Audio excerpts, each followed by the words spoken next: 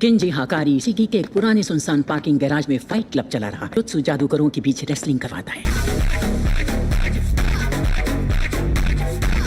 ओए घर जाओ बच्चों, इन तक गिनने से पहले उल्टे पैर लौट जाओ। हमें पैसों की जरूरत है।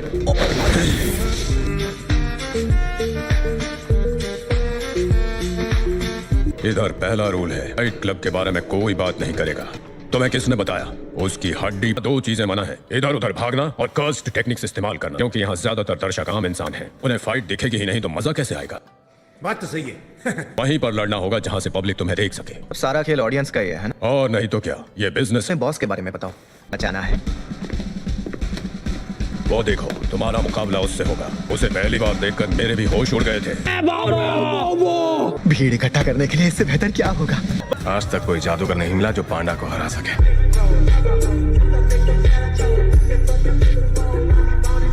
इस बार तुम गलत हो। सामने नहीं आ रहा।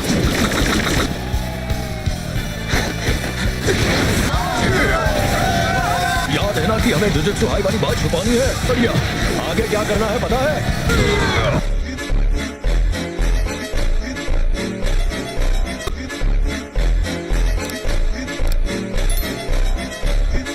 मार दो हथौड़ा। दूसरे लड़के का क्या? जो उस लड़के पर कड़ी नजर बनाए रखो। अब जाकर थोड़ा जोश चढ़ा है। रिएक्स ने मेरे क्रेडिट कार्ड खाली किए थे, तब से आज इतनी किक मिली। तो ऐसा करके यूजी अब हाकारी से मिल पाएगा। आप अभी तक हाकारी सर से मिलने क्यों नहीं जा पाए? पर बने मॉनिटर रूम में, पर मैं उसके करीब नहीं पहुंच सकता। दरवाजे की तरफ बढ़ता तो हूँ, पर फासला कम नहीं होता। ये फीलिंग बिल्कुल गोजो की टेक्निक जैसी है। किरारा स्टूडेंट तो कोई लड़का था ना? हाँ, वो अलग है। किरारा मॉनिटर रूम में होती है। उन्हें शक हो गया तो कहीं गायब ना हो जाए, इसलिए मैं सिर्फ सर्कस वाला पांडा बन गया। आपको क्या लगता है यूजी उन्हें मनाने में कामयाब होगा? यूजी की ये चुलबुली पर्सनैलिटी हाकारी के साथ काफी फिट बैठती है। तो झूठ बोलकर काम निकालने को ही गलत समझता है। जैसे ही यूजी मॉनिटर रूम में पहुंच जाए, पूरे एरिया को अपने कंट्रोल में ले लूंगा। अरे कुछ नहीं होगा, मैं सबको सुला दूंगा। वहाँ कितने गार्ड्स तैनात है? एंट्री पर 4। उन्हें हम संभाल लेंगे। असली टेंशन तो किरारा की टेक्निक की है।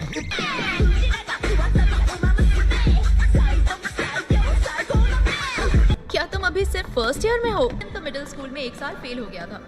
आप तो काफी खुश लग रही हैं। काफी वक्त बाद किन इतने जोश में जो आया है। बात तो सही है। जो उसका ये जुनून बहुत पसंद आता है।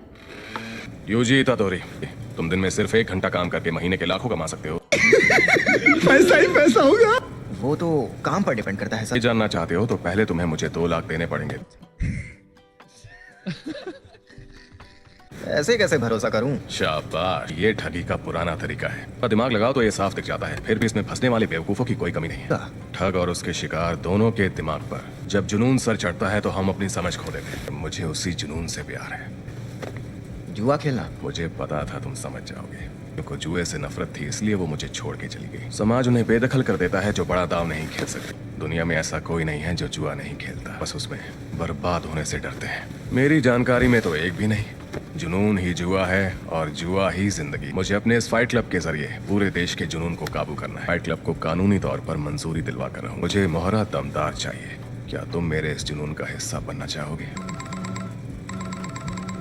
वैसे तुम क्या पीना पसंद करोगे? कुछ भी चलेगा, बस शराब नहीं चाहिए। शक्ल से लगता तो नहीं कि तुम इतने शरीफ हो। गोजो सातोरू को भी शराब नहीं जमती। हाँ, कौन है ये गोजो? गोजो सातोरू को ना जानने वाला जादूगर आज तक पैदा ही नहीं हुआ।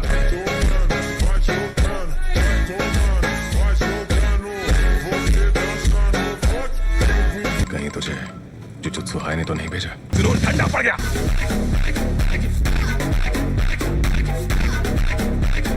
माना कि इंसानी हाथों से बनी शापित लाशें भी टेक्निक्स के मुकाबले ज्यादा आजादी से काम कर सकती, मगर उससे देखो खुद ही शापित ऊर्जा पर जी रही है। ऊपर के अधिकारी तुम्हें कैद की सजा देने की तैयारी में हैं कि अपनी काबिलियत के इस्तेमाल से अपनी खुद की आर्मी खड़ी करने में तुम्हें देर नहीं लगेगी। जवाब दो, यागा शीश को कैसे बनाते हैं? आप इतने उदास क्यों हैं? अच्छा, तो सबसे कह दिया है, सर उदास हो तो हम ही उनका मूड ठीक करेंगे।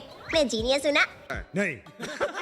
माफ करना, मैं कुछ वक्त घर नहीं आ पाऊंगा। काम से जा रहे हैं? फिक्र मत करना, इस जंगल की रक्षा खुद टेंगेन सर कर रहे हैं। तुम्हारी माँ भी तुमसे मिलने वापस आएगी। मेरे बिना भी संभाल लोगे। यागा सर सुनिए, के बिना हमारा किसी चीज में मन नहीं लगता।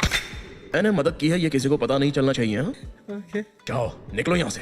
तुम सच में तैयार हो? इसमें बस तुम्हारे भांजे की इंफॉर्मेशन है, लेकिन जरा इसे देखो, मेरी छोटी बहन अब ताकेरू के बिना नहीं जा सकती। यागा सर, वो सामने जो बैठी है वही मेरी माँ है। अच्छा हुआ तुमने पहचान लिया। मैंने तो उन्हें देखते ही पहचान लिया। मैं जीनियस हूँ ना। माफ कर देना। मैं सब जानता हूँ। अरे तुम इतना माफी क्यों मांग रहे हो? मैं ही शुक्रिया कहता हूँ। तुम्हारा शुक्रिया। नहीं, कठपुतलियों के बिना कहाँ जाने का इरादा है? अपने बेटे से मिलने। ये बताओ कि ये खुद से चलने वाली कठपुतलियां तुम आखिर बनाते कैसे हो? गोजो सातोरू के जाते ही तुम सबकी हिम्मत कुछ ज्यादा ही बढ़ गई है।